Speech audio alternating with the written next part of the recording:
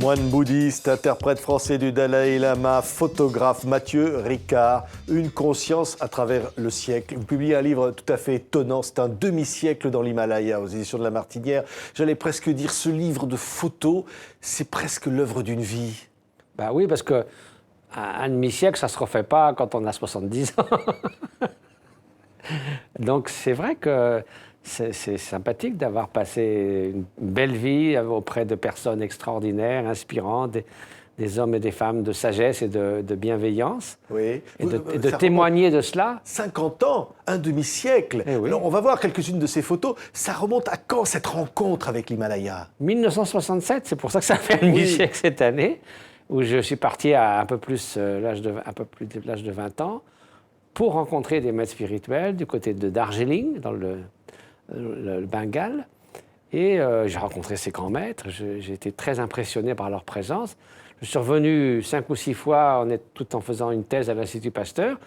Et en 1972, je me suis établi pour de bon, d'abord à Darjeeling, ensuite au Népal, puis au Bhoutan. Je suis allé une vingtaine de fois au Tibet.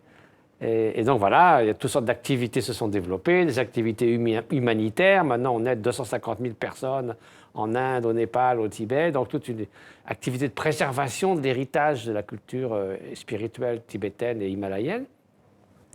Un monastère où il y a 600 moines, etc., etc. Oui, c'est votre monde.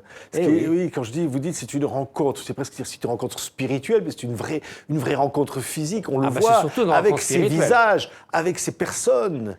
Oui, mais c'est surtout une rencontre spirituelle. Je ne serais pas resté là-bas si ce n'était pas pour étudier auprès de ces grands maîtres et pratiquer leurs enseignements. C'est eux qui inspirent chaque instant de mon existence et qui ont fait que j'ai passé tout ce temps avec une immense gratitude et une immense joie. Sinon, voilà, je n'ai pas forcément une vocation d'explorateur. Je pense que je serais resté pour faire de la recherche scientifique. Oui. À ce moment-là, c'est une autre forme de recherche. C'est la recherche sur comment fonctionne l'esprit, quels sont les mécanismes du bonheur et de la souffrance, comment développer et cultiver la bienveillance, comment mieux se mettre au service des autres. Donc tout ça, ça s'apprend. Et donc voilà, c'est ce que j'ai appris auprès des maîtres spirituels. Oui, et on voit quelques-uns de ces visages. Il y a quelque chose dans les regards. C'est quoi ce qu'il y a dans ces regards? Si vous voulez, quand on n'est pas uniquement préoccupé par soi-même, par son image, par l'ego, par le narcissisme, et qu'on est préoccupé par la sagesse pour soi et la bienveillance pour autrui, ça donne une dimension, une force qu'on ne trouve pas dans le monde parfois un peu superficiel de tous les signes extérieurs de la réussite que sont la célébrité, la richesse, le pouvoir, l'image, la beauté physique qu'il faut garder à tout prix, quel que soit l'âge. Donc ça, c'est évidemment des notions qui leur paraissent enfantines, et infantiles, je dirais même. Donc voilà, c'est une autre priorité dans l'existence, c'est de devenir un bon être humain pour mieux se mettre au service des autres. Oui, vous diriez que vous êtes devenu quelqu'un d'autre après cette rencontre avec l'Himalaya? Vous savez, c'est une continuité, heureusement, mais c'est sûr que tous les quelques petits progrès, parce que j'ai encore des milliers de kilomètres à faire sur le chemin spirituel, mais je le dois à ces maîtres et je suis persuadé que c'est grâce à ces 50 ans de pratique plus ou moins assidue. J'aurais pu faire mieux, bien sûr, on est toujours un peu paresseux, mais ceci dit, j'ai une immense gratitude pour ces 50 ans passés auprès de ces maîtres. Oui, et cette vie spirituelle, ce regard spirituel, vous l'exprimez à travers un appareil photo. On découvre ces photos qui datent d'il y a 50 ans, où on voit d'ailleurs des personnalités vieillir, les 50 années qui passent. Des personnes que j'ai suivies sur 50 ans, je n'ai pas prévu ça au départ. C'est un regard spirituel, cet appareil photo? Oui, pour moi, c'est une offrande, si vous voulez. C'est comme si on serait tellement content d'avoir un portrait de Saint François d'Assise ou de Socrate. Quelle tête il avait, Socrate? C'est quand même formidable de pouvoir voir ces grands maîtres. On connaît le Dalai Lama en Occident, mais il y a des maîtres qui étaient les maîtres du Dalai Lama lui-même, auprès de qui j'ai vécu pendant des années. Oui, ces gens sont fascinants. Oui. On voit par exemple, j'ouvre le livre, vous voyez des choses comme ça. Évidemment. On vit dans un monde intérieur et en même temps dans un cadre.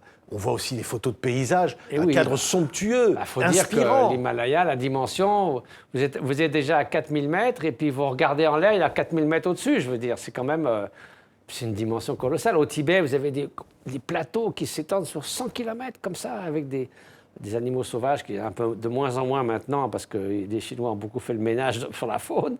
Mais ceci dit, là, vous voyez une image, il faisait moins 25 le matin, sans chauffage, évidemment, sur un lac gelé, au mois de février dans le Tibet de l'Est. Voilà, c'est un monde magnifique, Oui. inspirant. Les gens sont inspirants. Les lieux sont des lieux où ont tous vécu, des ermites, des grands saints du passé. Ces lieux sont habités. Voilà un paysage. Vous voyez, je vous disais, vous êtes déjà à 3000 mètres et vous regardez au-dessus et vous avez encore 4000 mètres au-dessus. On a l'impression qu'il y a deux paysages superposés l'un sur l'autre. C'est quand même assez étonnant. On ne voit pas ça ailleurs, je veux dire. C'est un monde spirituel, j'allais presque dire. Tout est du domaine spirituel. Et oui, parce que chaque lieu est souvent un lieu de pèlerinage. Alors, sur ce rocher, c'est pas marqué buvez Coca-Cola, c'est marqué Om Mani Padme Hum, c'est le mantra de la compassion. Donc tout vous rappelle à ces valeurs fondamentales. Au lieu de vous distraire. Oui. La publicité, c'est un truc qui essaie de vous voler votre esprit. Ici, on essaie de nourrir votre esprit et de l'inspirer, encore une fois, pour avoir davantage d'ouverture à l'autre. C'est quoi la recherche? C'est une recherche du bonheur, tout simplement? C'est une recherche pour trouver les causes de la souffrance, qui elles-mêmes sont causées par l'ignorance. Donc c'est tout un ensemble pour finalement s'apercevoir que beaucoup d'êtres aspirent au bonheur mais lui tournent le dos, redoutent la souffrance mais se précipitent vers elle. Nous avons une forme d'addiction à la souffrance par ignorance. Oui, c'est terrible ça, ce que vous dites, Mathieu Oui, Ricard. c'est terrible. Une addiction à la souffrance. Mais donc, c'est pour ça que le Bouddha, son premier enseignement, c'était quelles sont les causes de la souffrance, quel est le chemin qui mène à se libérer des causes de la souffrance. Donc c'est comme si vous allez voir un médecin, si vous êtes malade, il vaut mieux le savoir. Ce n'est pas la peine de fermer les yeux, de faire la politique de l'autruche. Mais une fois qu'il y a une possibilité de vous guérir, ça serait idiot de ne pas suivre les prescriptions du docteur. Oui, tout ça, évidemment, c'est cette rencontre, on le dit encore. Et au-delà de ça, il y a ce peuple menacé. Il y a ce peuple en difficulté et qui résiste. Il y a toutes sortes de menaces. Il y a le génocide culturel au Tibet. Il y a le Népal, où nous travaillons beaucoup, des tremblements de terre, des inondations. Lors du tremblement de terre de 2015, il y en a eu 2 importants. Nous avons réussi à aider quand même 220 000 personnes dans 600 villages. On a apporté 15 000 tonnes, 600 tonnes de riz. Donc voilà, on essaie aussi d'être au service de ces populations que nous aimons de tout notre cœur. Oui, vous diriez quoi le message, là, il va y avoir bientôt une année nouvelle. Le message, c'est quoi, finalement? L'année nouvelle, c'est de faire plus de bienveillance, de solidarité, de travailler dans la coopération et pas dans la compétition, et savoir que nous sommes tous dans le même bateau, notamment pour la question de l'environnement, qui est le grand défi du XXIe siècle. Et en Himalaya, c'est le 3e pôle. On voit l'Himalaya fondre à vue d'œil. Il y a 4000 glaciers au Tibet, dans l'Himalaya. Le Tibet a du permafrost qui peut libérer du méthane qui va considérablement contribué au réchauffement global. 40% des forêts ont été coupées par les Chinois. Le Tibet, tous les grands fleuves d'Asie viennent du Tibet. Ça nourrit 35% de la population du monde vient de l'eau qui vient du Tibet. Donc préserver l'environnement du 3e pôle qu'est le Tibet, c'est essentiel pour la planète. Merci beaucoup Mathieu Ricard. Un demi-siècle dans l'Himalaya, aux éditions de La Martinière. On était ravis de vous accueillir aujourd'hui. Merci.